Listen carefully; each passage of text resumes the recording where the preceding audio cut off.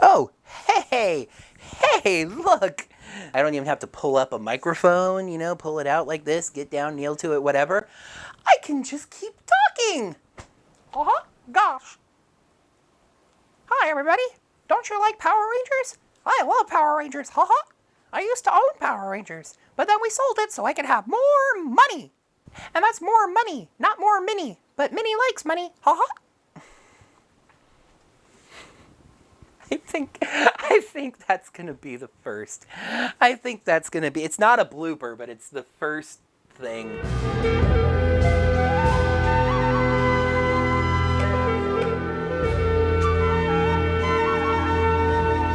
Hello there, heroes. I'm the Orange Ranger, and welcome to another Power Rangers Ninja Steel episode review. I'm not sure how this keeps happening, but we have to start with another title correction this week. I mean, we're at the point where episodes have aired in other countries already, well before now. Shouldn't we know what the title of these episodes are?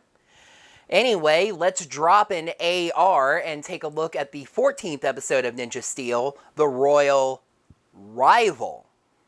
In what might serve as a bit of an acknowledgement that having one teacher for everything but shop class can be a little bit complicated, we seem to be combining business and science class to start off. The Rangers' one teacher besides Mick gave them a project to invent something and then create a business around it. This kind of project is right up Sarah's alley, of course, and she gives us a weird one. Sarah has invented a machine that will take any food, and crank out a delicious, healthy cookie made from it. Victor challenges this and dumps in the contents of Monty's lunch. A loose sardine, a handful of raw broccoli, and the liver from a liver sandwich. Did Monty do something to upset his mother?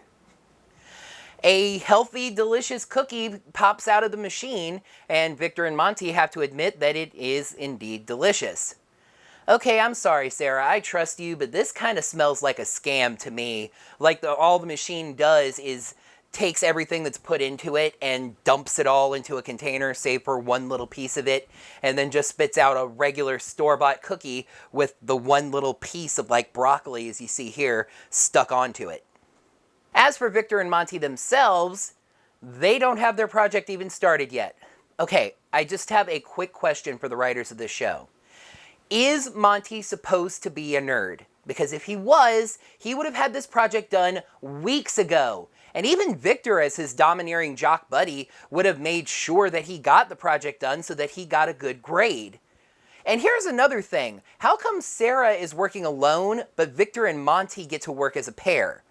Or is it that all 6 Rangers are working together? In which case, why do they get to be a group of 6, but Victor and Monty are only a group of 2 and On the Warrior Dome, the audience of Galaxy Warriors gets a royal surprise. You could almost call it a royal arrival.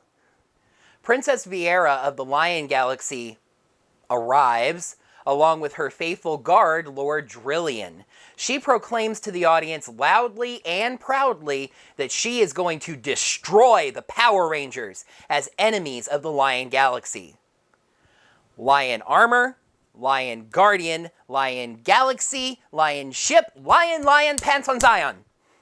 In the... What do you call this room anyway? The throne room? The captain's cabin? The green room? The champion's lounge? Whatever you call it, anyway, Odious says that many say that Viera is a weak ruler and that she wonders if Viera will be able to defeat the Rangers. Galvanax has an interestingly misogynistic take on this, and I'm not saying that's a bad thing. It's a great view for a villain to have. He says that Drillian is as tough as they come, and if Viera can't destroy the Rangers, he'll just tell Drillian to do it. So Sarah has her cookie business up and running at an outdoor stand, and in what's actually a genius level move, Victor and Monty have set up just across from her with a fresh milk stand. Now, of course, they didn't invent the milk or the cow that they have to get it from. That becomes painfully clear when these two high school students not only don't know how to milk a cow, but don't even know where the milk comes out of the cow from. Monty has to Google it on his phone. Horizontally, by the way. To his credit, Victor actually figures it out just before Monty finds the answer, but I think this cow was sick. Instead of milk coming gently from the udder, some kind of chunky cream substance comes blasting out of it, completely coating Victor, who falls through the table. To make things better, a cop walks up and reports that the cow was reported stolen, and the two of them are arrested. So the cookie stand business is doing gangbusters, and all the Rangers and Mick are helping Sarah with it. Again, are the Rangers part of Sarah's group, or are they just helping her out because they're friends? I don't know. Anyway, Redbot gets a communicator cameo to tell the Rangers that he spotted some buzz cams nearby. You know, that's a good eye, Redbot. That's a good subtle way for the Rangers to spot that there's about to be trouble. Mick tells the Rangers that he'll handle things so they can go and investigate. I was expecting some kind of more physical comedy from this, you know, kind of like the I Love Lucy conveyor belt scene. Mick has to chop the vegetables, chop the meat, put everything into the machine, take the money, hand out the cookies. But they didn't go that route. Drillian starts driving up auto insurance rates in Summer Cove, so the Rangers show up to defend the honor of Flo, the progressive girl. Drillian just smacks the Rangers around, and again, I really hate saying this, but I love seeing this team get smacked around. It just happens so rarely. This team has been so rarely challenged that I actually like seeing them take some hits. Drillion fires a blast at the Rangers, who deflect it up towards Vieira, who was observing from above. It knocks into the platform she was standing on, and she starts falling towards the ground. Sarah notices this and uses a vine attack to catch her, saving her life. Vieira is shocked and confused that the Power Rangers would save her, but Sarah says it's just what they do, not knowing who she actually is yet. Vieira calls off a pissed off Drillion, and the two leave. Back up with the Warrior Dome, we now see a gigantic red lion ship flying right next to it. You know, it's probably the pizza guy. It's not going to be all that important. Galvanax demands to know why Vieira stopped the fight with the Rangers, but she says that she is going to study the Rangers closely and carefully and determine the best way to destroy them. She leaves, but Galvanax stops Drillion and says that if she can't do the job, maybe he can destroy the Rangers and rule the Lion Galaxy in her place. Drillion is not nearly so loyal as he seemed, saying that sounds good. The Rangers are closing things up at the cookie shop while a disguised Vieira watches. And by disguised, I mean she's wearing a trench coat and not wearing her helmet. The other Rangers leave, and Vieira walks up to Sarah and examines her machine. Sarah apologizes and says they're closed, but she does have one more box of cookies she can sell. Vieira says that she doesn't have any money, but Sarah gives her a cookie for free anyway, which she loves. But then Kevin, formerly of Game Grumps fame, runs by and steals the box of cookies. Vieira instantly gives chase, revealing that she is able to shapeshift, becoming a sheet to stop the kid. She's a shapeshifter. Just like Mick. Interesting. She asks Sarah what punishment the kid deserves, but Sarah says to let him go, that you're hurting him. She talks to the kid, whose name is Billy, and he tells her that he and his sister are alone. He had to drop out of school to take care of her, and they have no food. Jeez, Power Rangers got really dark and real all of a sudden. Sarah realizes that even if the box still had cookies in it, that's not going to get the job done, let alone the small pile of carrots and broccoli that's now left. So she takes Billy over to the machine. Okay, really, what's she gonna do? Crank out like 10 boxes of cookies so they can eat healthy cookies for every single meal? No, her solution is even better. Or at least certainly more interesting. She gives him the machine so that he can take over the cookie business and have money to buy him and his sister food. No, I mean, it's okay. This only raises about 100 or so questions. Wouldn't this violate child labor laws somehow? Won't somebody just come and take the machine from him? Wouldn't one of those somebodies be a major cookie corporation that'll either just buy him out, which would reduce the money he was getting to a temporary status, or just, take the machine from him? This was really far too easy and not thought out enough of an answer to the question of, why wouldn't Sarah just take this machine, drop out of school, and build a cookie empire with it? Vieira is just stunned by all this. Where she comes from, might makes right, and the strong punish the weak.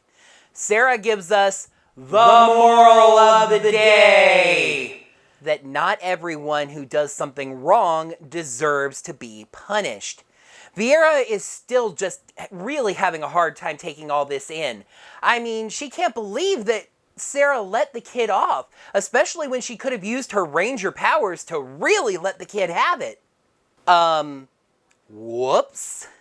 Let that one slip, didn't you, Vieira? Sarah very quickly puts all the pieces together and immediately gets defensive, even as Vieira explains that yes, she was sent to destroy the Power Rangers. Sent? Sent by who? However, seeing Sarah's compassion has revealed something to Vieira that she already knew inside of herself. Might for right is wrong.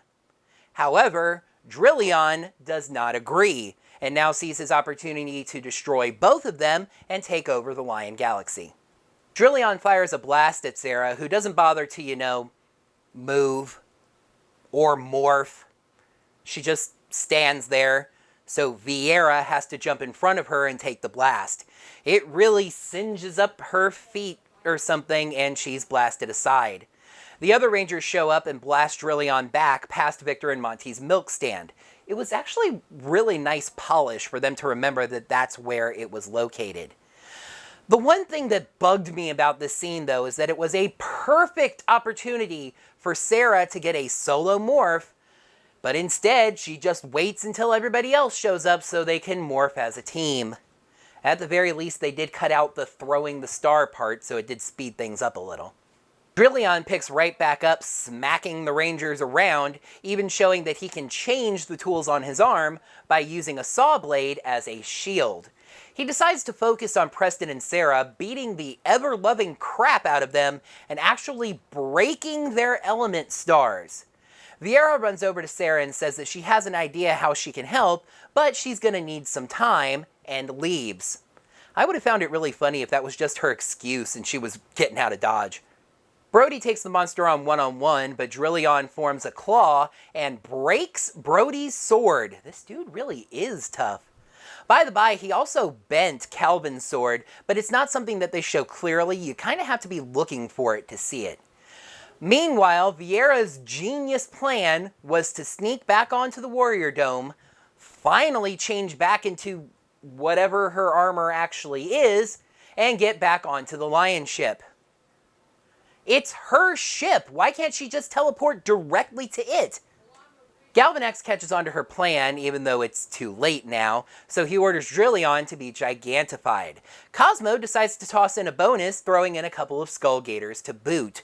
The Rangers say they can't afford to wait anymore, and they need to call the Zords. Vieira never said not to call the Zords. In fact, she specifically said to keep on fighting until she got back. Ugh. This is going to be a small thing, but the Zord summoning sequence is kind of weird this week. It focuses on 4 of the Rangers, with Calvin and Brody standing back out of it. Though Brody is still there, and it looks like he's going through the motion of the Zord summon, just not having a sword. Oh wait, he doesn't have a sword, neither does Calvin. Neither of them have their swords. So they shouldn't be able to summon their Zords. That's actually a nice touch. But no, let's see why this is a poopy bad thing. Because after one blast from those Zords, Preston calls for the Ninja Fusion Zord. Wait, why didn't I complain about the name this time? Because I'm not calling it the Ninja Fusion Zord anymore. It's the Ninja Fusion Zord. One word, like the Predazord or the Kongazord. Single word. They use the Master Slash on the Skull Gators. Thanks so much for showing up, guys. But there was actually something really amazing about this. I hope you guys and you heroes and you folks are sitting down. Ninja Steel used its own music for a Zord finisher. Right? However, it turns out that Drillyon is just as strong as a giant, beating around the Fusion Zord and even using energy clippers to clip the combination apart. He then beats up on the two Robozords, and eventually all 6 Rangers are back on the ground. But just when it seems like it's finally over for our heroes, Viera shows up in the Lion ship. She blasts Drillyon a good bit, and apparently the ship can draw power from the atmosphere. I don't know, maybe electricity, like lightning, or I don't know, whatever. After a couple more good solid blasts, Drillyon retreats. As a giant monster, they can do that? Why haven't any of the other monsters run away as the Rangers were about to do their finishing moves? I mean, that was Goldar's go-to thing. The Lion ship flies away, taking off into space with a sparkle in the sky. Although apparently not all the way into space, because Galvanax orders the lasers to be fired. The Warrior Dome has lasers? Why are they bothering with monsters? Just turn Summer Cove into Summer Crater. It hits the Lion ship, which crash lands. At the school, Miss Only Teacher asked the students if there were any issues with their projects in day 1 before they advance things to day 2. Sarah sadly says that she won't be able to continue with her project. The teacher gives her an F and asks her what happened. Kinda seems like she should have done that the other way around. Sarah won't talk about it, which I thought was a nice touch. However, Billy, not that Billy, shows up at her classroom. Somehow. He tells the teacher about what Sarah did and says that with her help, he's back in school. But I mean, not Summer Cove High, right? He really doesn't seem high school age. But if he's not high school age, what is he doing there? And by the way, how is he going to make enough money to support himself and his sister when he can only work on weekends since he has to go to school? Or is his assumedly younger sister running the business? Seriously, someone needs to just take these two to an orphanage. The teacher changes her grade to an A, even though the project is not over yet, and calls on Victor and Monty. However, this is apparently a teacher that doesn't believe in taking attendance because the two of them aren't there, and she is surprised by this. Where are they? They're in a police lineup, getting identified by the cow.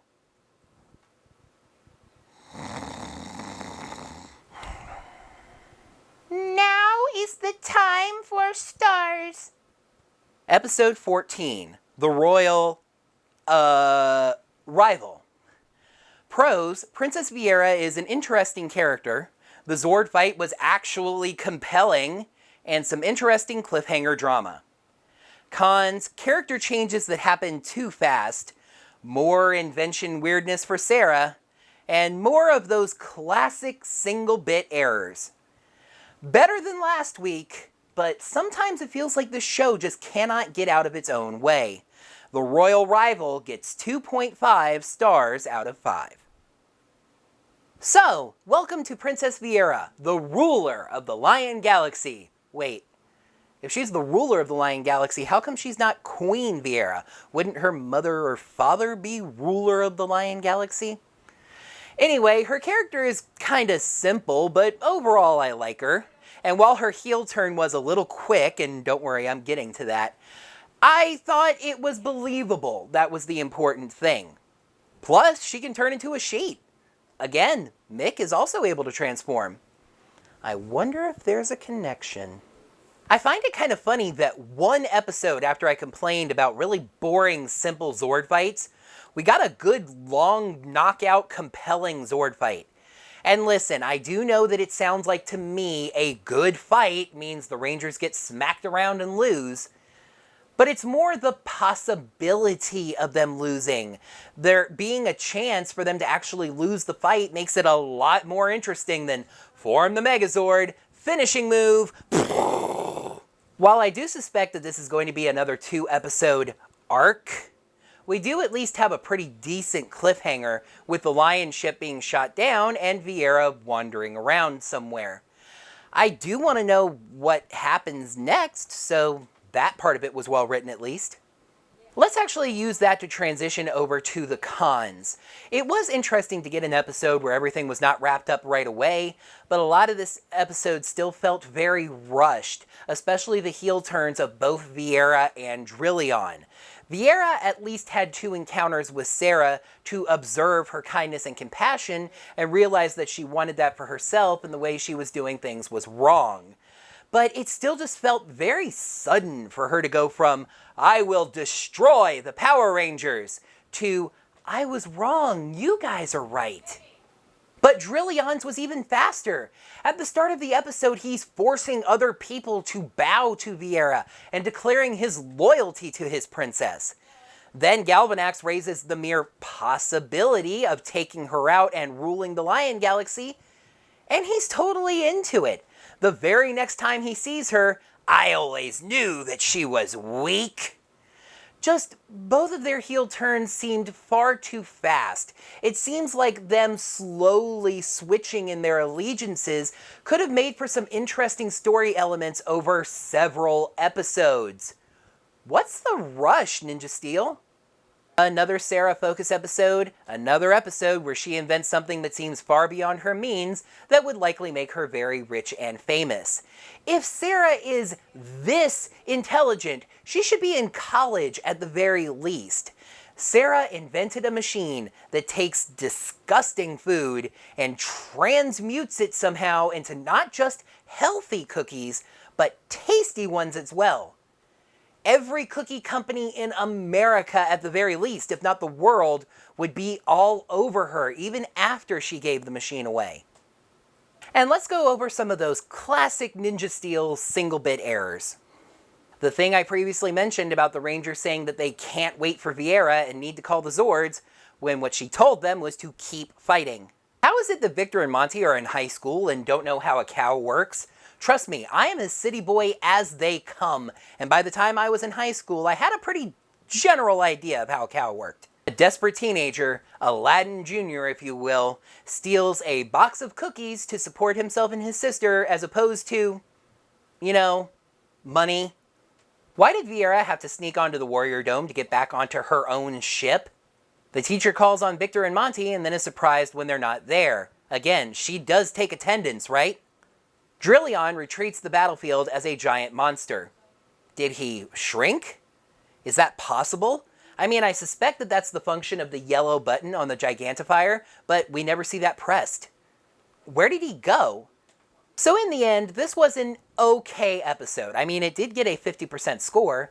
It just had some major stuff holding it back. My biggest takeaway from this episode is, as I mentioned, the sense that Ninja Steel just seems to be rushing.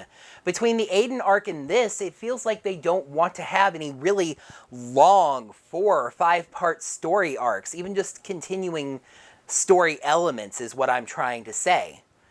Now, could that possibly be because they want to get everything that they can wrapped up during Ninja Steel before doing a lot of original anniversary type stuff in Super Ninja Steel? We're going to have to wait and see, I guess.